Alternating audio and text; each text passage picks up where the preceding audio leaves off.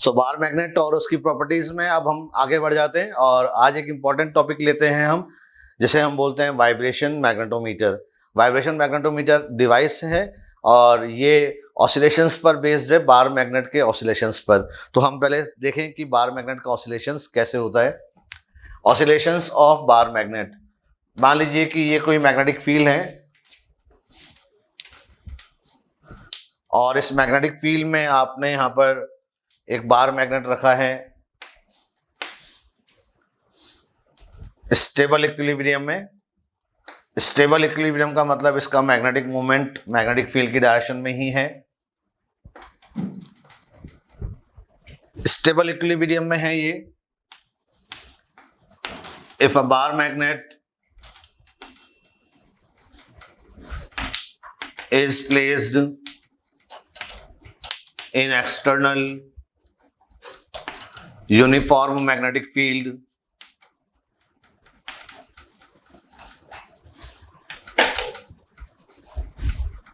in stable equilibrium, torque on it remains zero. Torque होता है M B sine theta और ये torque अभी कितना है, जीरो, राइट। नाउ सपोज कीजिए कि आपने इसको किसी भी डायरेक्शन में थीटा एंगल से रोटेट कर दिया। सपोज कीजिए आपने इसको इस डायरेक्शन में थीटा एंगल से रोटेट कर दिया, तो अब ये बार मैग्नेट इस पोजीशन में आ जाएगा।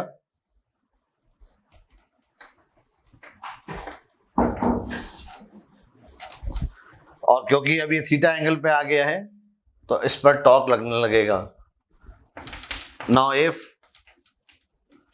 बार magnet is rotated by angle theta, torque on it M B sine theta, acts on it opposite to the displacement।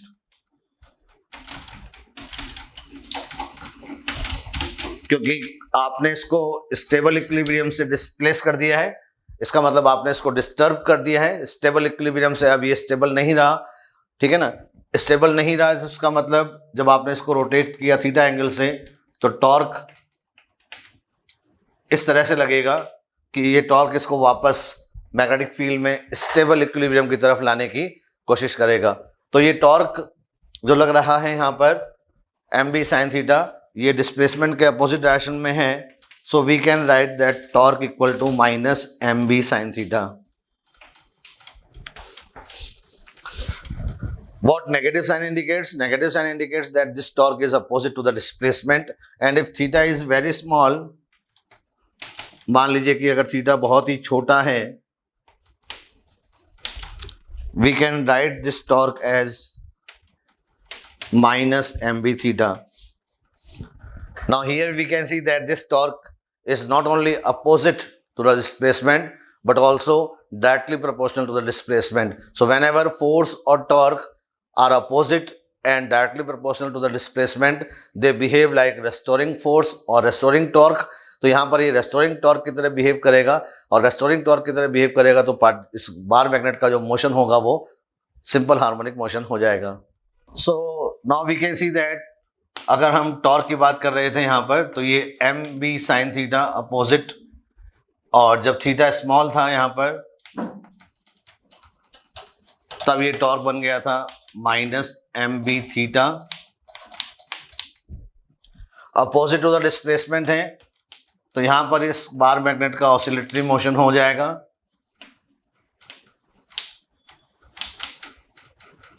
क्योंकि ये टॉर्क रेस्टोरिंग टॉर्क बन गया है।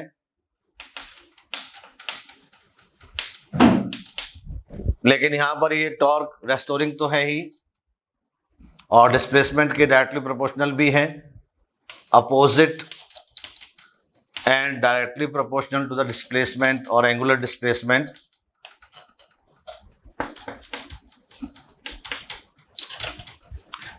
Directly proportional to the angular displacement.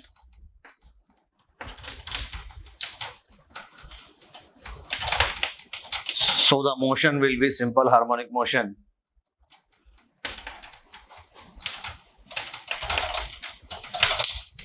तो दोनों ही कंडीशन यहाँ पर अलग अलग स्पेसिफाई कर दी गई हैं। अगर ये थीटा 30 डिग्री, 45 डिग्री, 60 डिग्री या बड़ा एंगल होता है तब ये मोशन कैसा होगा, ऑसिलेटरी। और जब थीटा ये बहुत ही छोटा हो जाएगा 1 डिग्री, 2 डिग्री, 4 डिग्री, 5 डिग्री के आसपास, तब ये मोशन बन जाएगा simple harmonic motion. And in simple harmonic motion actually ये कौन सा सिंपल हार्मोनिक मोशन है, एंगुलर सिंपल हार्मोनिक मोशन। और एंगुलर सिंपल हार्मोनिक मोशन में हम इसका टाइम पीरियड पता लगा पाएंगे। In angular simple harmonic motion the time period t equal to हो जाएगा 2 pi under root moment of inertia by c, और c यहां पर ये कांस्टेंट है, रेस्टोरिंग टॉर्क कांस्टेंट, जिसकी वैल्यू यहां पर mb है। तब ये टॉर्क टाइम पीरियड बन जाएगा 2 pi under root I by mb।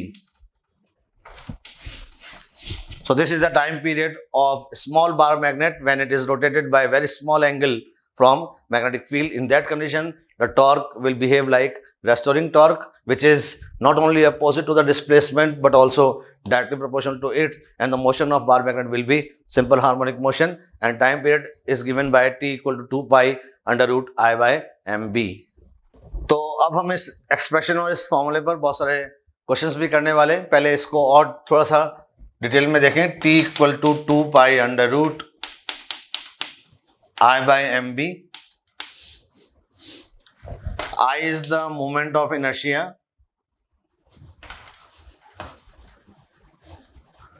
और जैसा कि आप जानते ही हैं generally bar magnet will oscillate about its centre of mass. इस तरह से ये ऑसिलेट करेगी मैग्नेटिक फील्ड के अंदर। तो मोमेंट ऑफ इनर्शिया हो जाएगा इसका ml square by 12, where m is the mass and l is the length, right. Now capital M is the magnetic moment. Again the magnetic moment will be m into l, but remember here small m is not the mass but pole strength, and L is the length or you can say effective length। तो L तो दोनों में length है, लेकिन small m यहाँ पर मास है और यहाँ पर स्मॉल m क्या है, पोल स्ट्रेंथ। तो आप चाहें तो यहाँ पर मैं इसको MP लिख देता हूँ ताकि ये मास और MP हमें यहाँ पर अलग अलग दिखाई दे। MP is the pole strength, L is the length, और B क्या है यहाँ पर, B is the external magnetic field.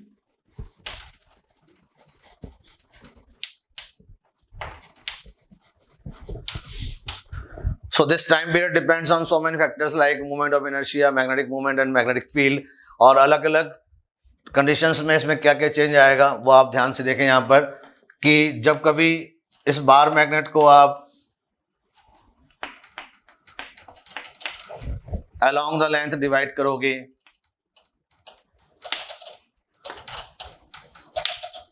Bar magnet is divided.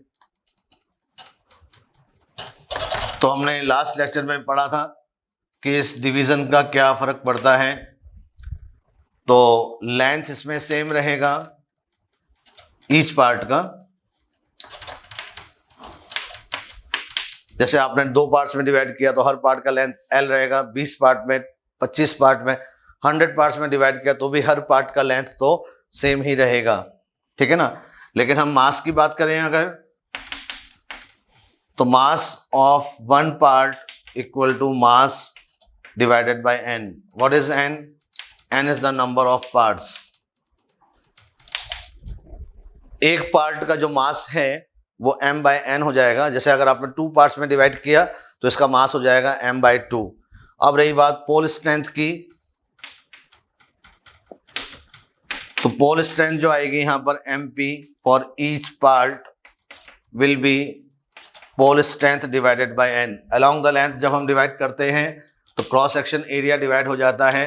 Cross section area division होने की वजह से पोल स्ट्रेंथ भी डिवाइड हो जाता है। तो इसका मतलब L सेम रहेगा एल सेम रहेगा लेकिन मास 1/n हो जाएगा। तो मोमेंट ऑफ इनर्शिया की हमने बात की यहां पर,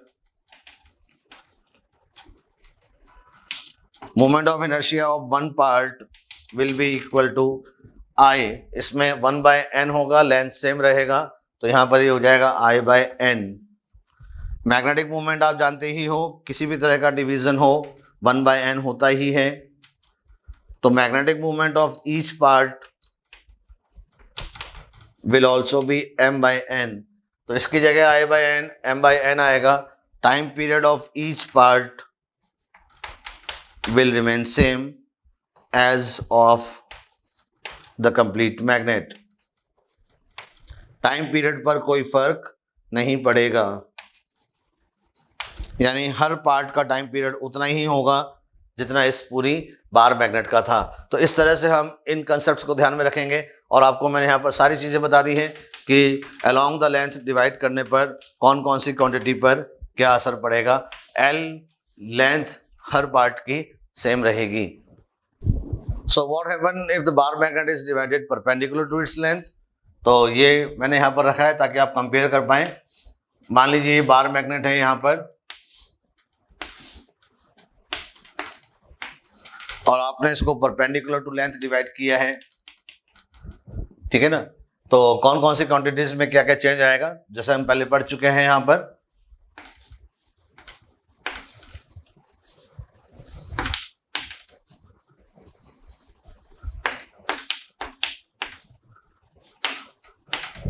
ठीक है ना, तो यहां पर लेंथ हम देखेंगे, तो length of each part will B L/n। अगर आपने 2 पार्ट्स में डिवाइड किया है तो L/2 हो जाएगा, ठीक है ना। तो लेंथ हो गया। अब कौन सी क्वांटिटी सेम रहेगी, तो पोल स्ट्रेंथ सेम रहेगा।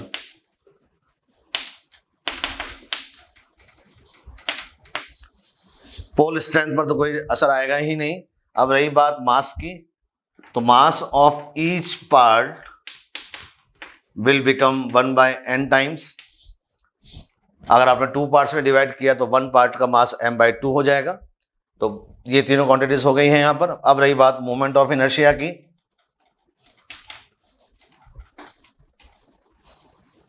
मोमेंट ऑफ इनर्शिया जैसा कि हमने पढ़ा था, I is directly proportional to mass into length square, directly proportional to mass into length square. तो मास की जगह यहां पर आएगा m/n और यहां पर आएगा L²/n²। तो ईच पार्ट का मोमेंट ऑफ इनर्शिया I/n³ हो जाएगा। ये सबसे इंपॉर्टेंट है, I/n³, राइट। इसका मतलब अगर आपने मैग्नेट को 2 पार्ट्स में डिवाइड किया है, 2 पार्ट्स में डिवाइड किया है, तो एक पार्ट का magnetic moment of inertia of 1 part will be equal to 1/2⁵ means 1/8 times of the moment of inertia of main magnet। और अब रहती है बात मैग्नेटिक मोमेंट की। तो जैसा कि आप जानते हैं मैग्नेटिक मोमेंट तो हमेशा 1/n हो ही जाएगा।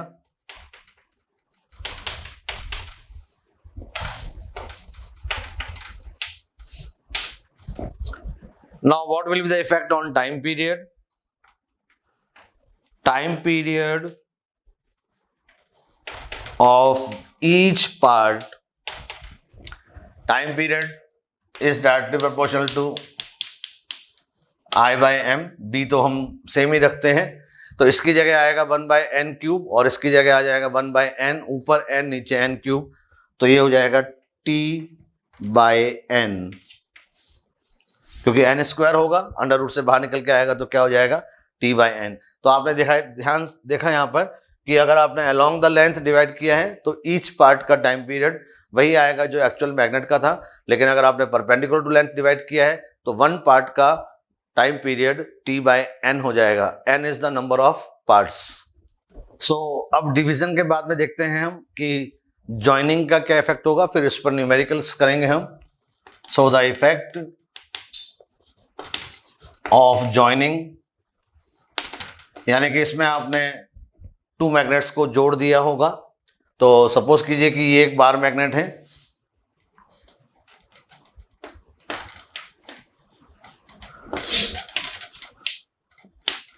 और इसका मोमेंट ऑफ इनर्शिया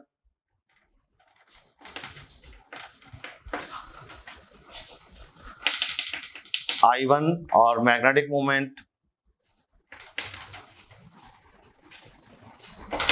मान लेता हूं इसका M1 है। Now there is a second magnet, ये दूसरी मैग्नेट है यहां पर,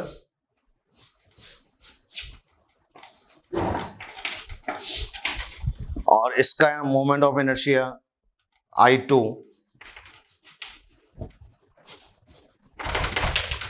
और मैग्नेटिक मोमेंट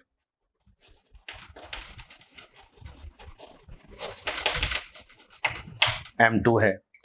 अब अलग अलग इन मैग्नेट्स को हमने एक ही मैग्नेटिक फील्ड में वाइब्रेट कराया, तो इसका टाइम पीरियड हमें मिला T1 और इसका टाइम पीरियड मिला है हमें T2। So T1 and T2 are the time period of these two bar magnets when these bar magnets are separately oscillated in the same magnetic field. Now both the magnets are joined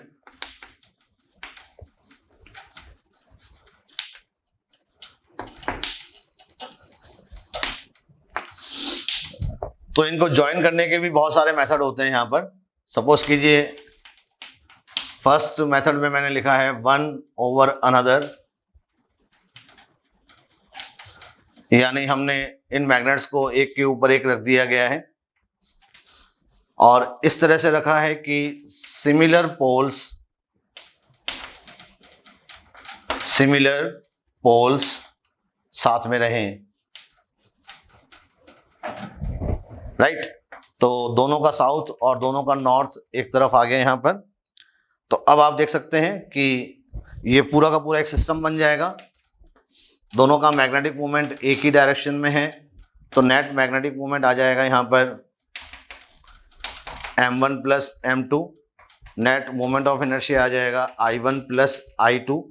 सो इस पूरे के पूरे system का time period जो आएगा अब T dash वो हो जाएगा 2 पाई अंडर रूट I की जगह I1 प्लस I2 और M की जगह M1 plus M2 into B।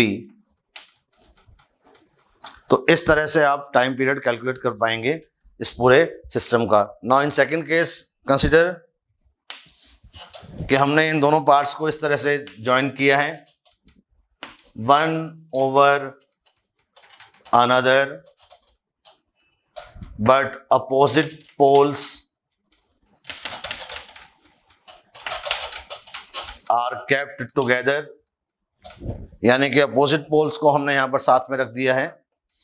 तो आपको अब एक सिस्टम मिलेगा।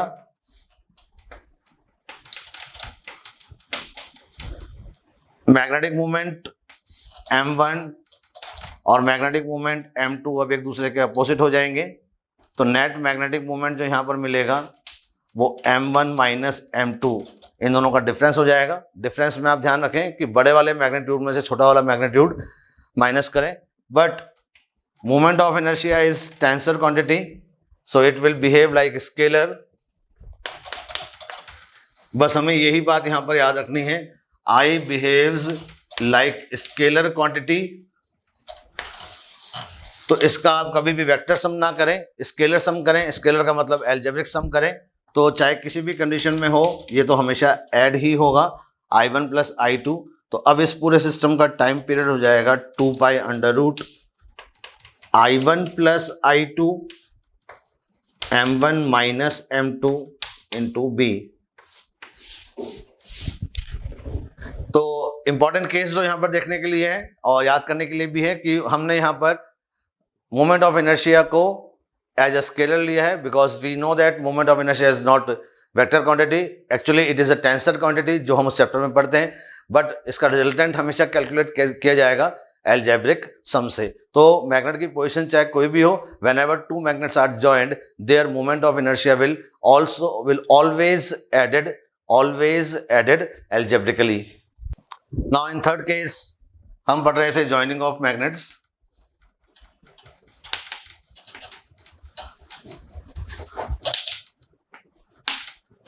अब मान लीजिए कि थर्ड केस में आपने इन दोनों मैग्नेट्स को both are joined perpendicular to each other from centre. आपने इन दोनों मैग्नेट्स को ऐसे सेंटर से जोड़ दिया और इस पॉइंट से हमने सस्पेंड किया होगा, तो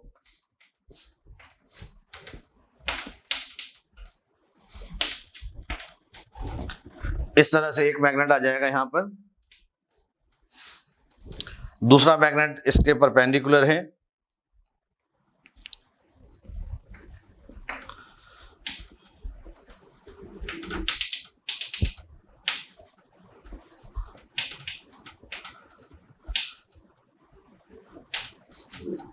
ये दूसरा मैग्नेट आ जाएगा यहां पर, और इन दोनों के बीच में एंगल 90 डिग्री है, क्योंकि ये बन जाएगा x, ये बन जाएगा z, और जिस पॉइंट से हमने सस्पेंड किया है इस पूरे सिस्टम को वो बन गया y।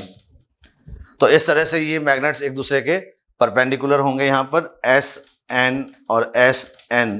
तो magnetic moment M1, magnetic moment M2, एक x डायरेक्शन में और एक z डायरेक्शन में, तो नेट मैग्नेटिक मोमेंट आ जाएगा under root m1 square plus m2 square, but still moment of inertia will be I1 plus I2। Remember one thing, moment of inertia is always added algebraically, and in that case the time period will be t equal to 2 pi under root I की जगह आ जाएगा I1 plus I2, m की जगह आ जाएगा under root m1 square plus m2 square, और साथ में आएगा b। और फोर्थ केस जो मैंने यहां पे लिखा है, अगर परपेंडिकुलर की बजाय दोनों एंगल थीटा पे जोड़ दिए जाते हैं, जॉइंड एट एंगल थीटा, तो टाइम पीरियड हो जाएगा इस केस में, टाइम पीरियड हो जाएगा t equal to 2 pi under root, moment of inertia तो अभी भी I1 प्लस I2 रहेगा, और यहां पर आप mb लिखें। m कैसे कैलकुलेट करेंगे आप, under root m1 square plus m2 square plus 2m1 m2 cos theta. तो ये क्वेश्चन थोड़ा सा लंबा हो जाएगा, क्योंकि इसमें पहले आपको नेट मैग्नेटिक मोमेंट कैलकुलेट करना पड़ेगा, और उस नेट मैग्नेटिक मोमेंट की वैल्यू यहाँ पर आएगी। तो हमने एक चीज़ देखी कि मोमेंट ऑफ इनर्शिया में हमें कोई प्रॉब्लम नहीं है, वो हमेशा I1 प्लस I2 ही रहेगा, लेकिन मैग्नेटिक मोमेंट कैलकुलेट करते समय be careful and always calculate net magnetic moment by vector sum. So now let's do some examples, some numerical examples on the oscillations of bar magnet. तो सारे cases हम consider करेंगे। First मैं ले रहा हूं यहां पर, if time period of a bar magnet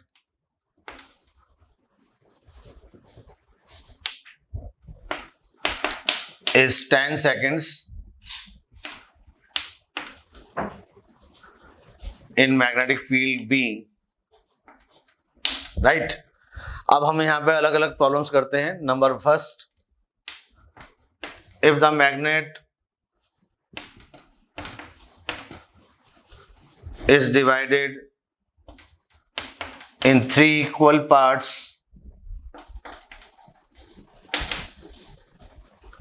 along the length,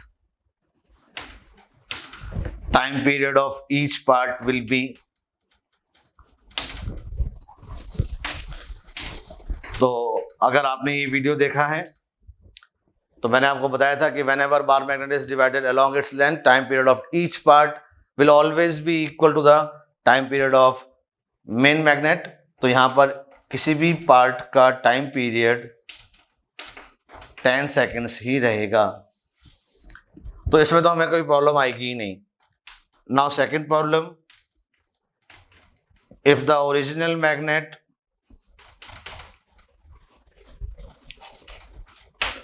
is divided into 3 equal parts perpendicular to length। अगर perpendicular to length हम डिवाइड करते हैं यहां पर, तो फिर ईच पार्ट का टाइम पीरियड कितना आ जाएगा, तो time period of each part will B, क्या सिखाया था, t by n, तो यहां पर हो जाएगा 10/3 सेकेंड्स, 10/3 सेकेंड्स, राइट। तो एक एक लाइन में ये क्वेश्चन होने लग जाएंगे अगर आपने ये वीडियो देखा है और कंसेप्ट सीख लिए हैं। तो question number third, if the original magnet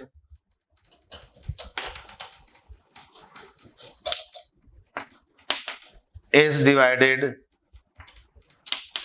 into 3 equal parts perpendicular to length, and all these parts are joined one over other with like poles together, time period of the system will be.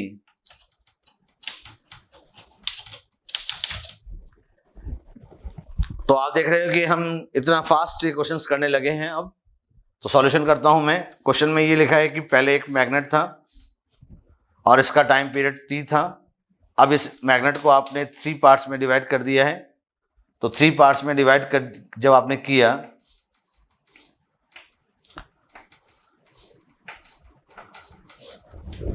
और उसके बाद में आपने similar poles को साथ में रख दिया है, राइट। मैग्नेटिक मूवमेंट इन तीनों का एक ही डायरेक्शन में हो गया। मैग्नेटिक मूवमेंट इन तीनों का एक ही डायरेक्शन में हो गया, m/3 m/3, राइट।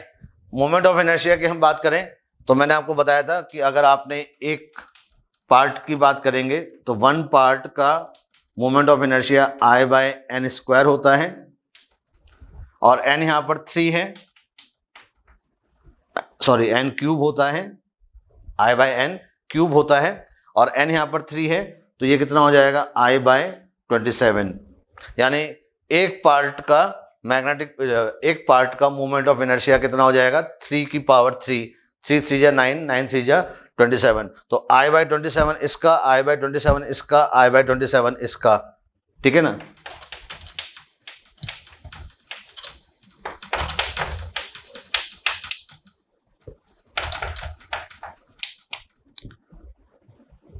ठीक है ना, तो I/27 इसका आ गया। तो अब आइडेंटिकल मैग्नेट बन गए हैं ये और इसका टाइम पीरियड हमें चाहिए यहाँ पर। तो T सिस्टम का टाइम पीरियड जो आएगा यहाँ पर वो हो जाएगा 2π√।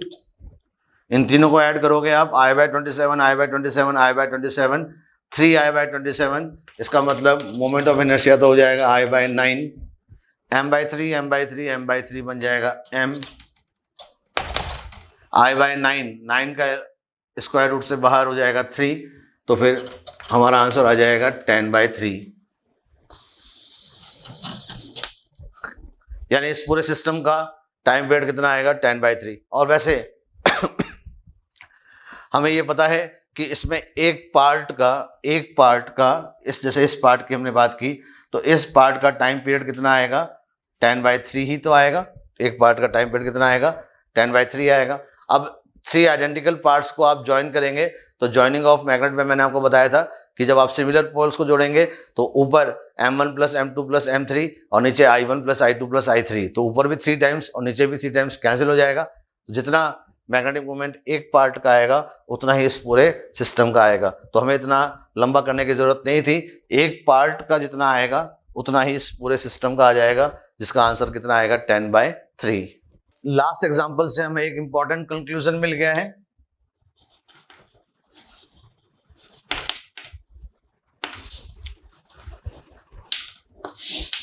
कि अगर ये एक बार मैग्नेट है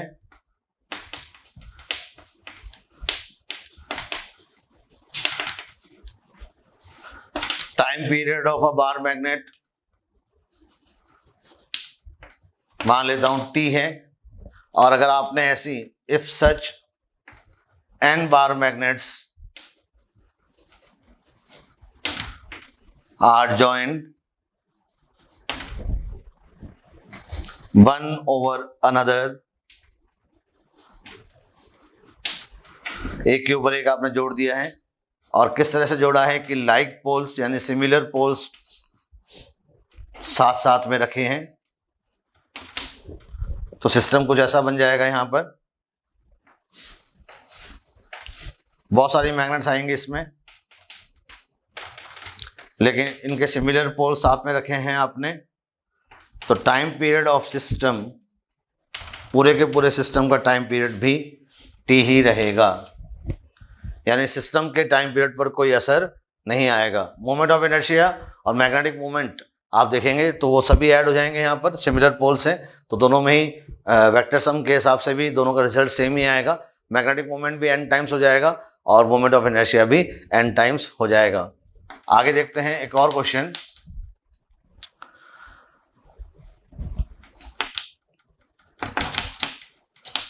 time period of 2 bar magnets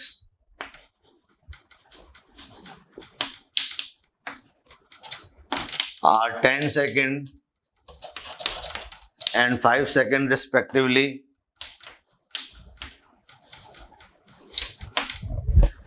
दो बार मैग्नेट हैं और उनके टाइम पीरियड कितने दे रखे हैं हमें, 10 सेकेंड्स और 5 सेकेंड्स। तो T1 हो गया 10 सेकेंड्स और T2 हो गया यहाँ पर 5 seconds. If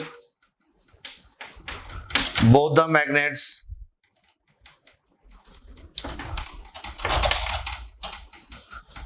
are joined perpendicular to each other from their center, now the time period will be, अब टाइम पीरियड कितना हो जाएगा, number 1 10√2, number 2 5√2, number 3 √10 square plus 5 square and number 4 none of these. ये question आपके सामने आ जाता है और इस क्वेश्चन को आप सॉल्व करें, देखें कि क्या आता है। मैग्नेटिक मोमेंट हमें यहाँ पर गिवन नहीं है, बट चलो मैं आपको यहाँ पे ही दे देता हूँ कि मैग्नेटिक मोमेंट इनके सेम है। मैग्नेटिक मोमेंट हमें इनके सेम दे रखे हैं और टाइम पीरियड क्या आएगा इसको आप कैलकुलेट करें। एक का टाइम पीरियड 10 सेकेंड और दूसरे का टाइम पीरियड 5 सेकेंड है।